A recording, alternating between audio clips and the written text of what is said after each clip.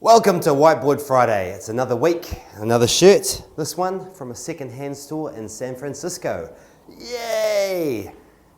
Flowers in your hair and stuff like that. So this week we're talking about why our welfare system traps people in poverty. So yesterday we saw the moving story of Dee, who's struggling with the stigma of being on a benefit. That's one reason why we think an unconditional basic income is better than our current benefit system. This is another reason, because our benefit system actually traps people in poverty. Let's see how that actually works. So I'm a single person, I'm not working, I can get $200 a week from the government. Thanks, government, in benefit. Fantastic. This will tide me over. And actually, the government lets me do a bit of work too. So if I get a bit of work on the side with Gareth, probably at minimum wage, and yeah, I can get $80. I can earn $80 with Gareth, and I don't have to, I just pay the basic tax rate of 10 or 20 cents in the dollar.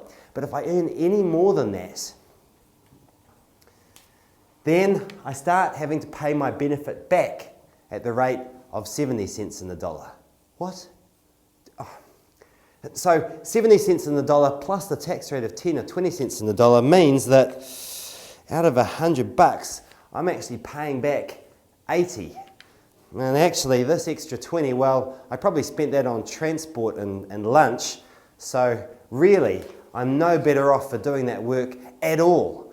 This works in exactly the same way as a tax works. So you can see that we all understand that a high tax rate gives you a disincentive to bother working. This abatement, it's called, the removing of the benefit as you earn money, it works exactly the same way as a tax. It's a strong disincentive to work. So why would you bother? And the answer is that some people don't. And that's why our benefit system has to kick them into work. But wait, there's more. So this is administered on a weekly basis. So let's, if you're on a 0-hour contract, like some of those, fast food workers that have been working, they've been in the news lately, and one week you don't get any hours. So the government then gives you the benefit. That's all good. Thanks, thank goodness. But next week you get a few more hours, and for some reason the government gives you, you have to give your money back to the government in that week. But what happens if by mistake the government gives you the money anyway? And you take that money, and if you happen to actually spend it, because you're all a bit confused by the whole thing, then actually in the next week you'll have to pay that back. What? But I don't have any money to pay you back. So I have to borrow some money to pay the government back for the money they gave me in the first place. And even worse than that, sometimes if you work enough, you'll lose the benefit altogether.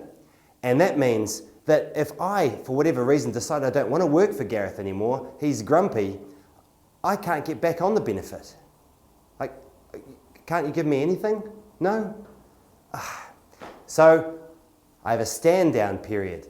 So as a result, some people just don't bother with wins at all because it's all too complicated, and some people figure that they might as well stay on the benefit because of the risk of not being able to get back on the benefit if the work is no good.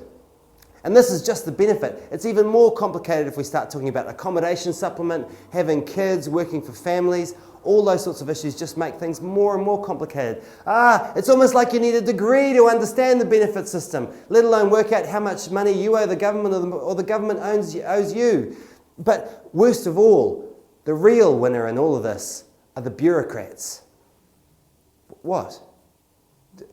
I have to pay you. That's right.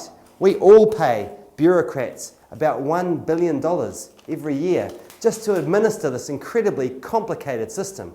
Wouldn't it just be easier to give everyone an unconditional basic income? Take care of it that way. Everyone gets a basic $200 a week, no questions asked, and we don't have to worry about these crazy abatement rates. Oh, thanks very much, government. And if I work, do I have to give some back? No, I can keep it all. That is a benefit system that works.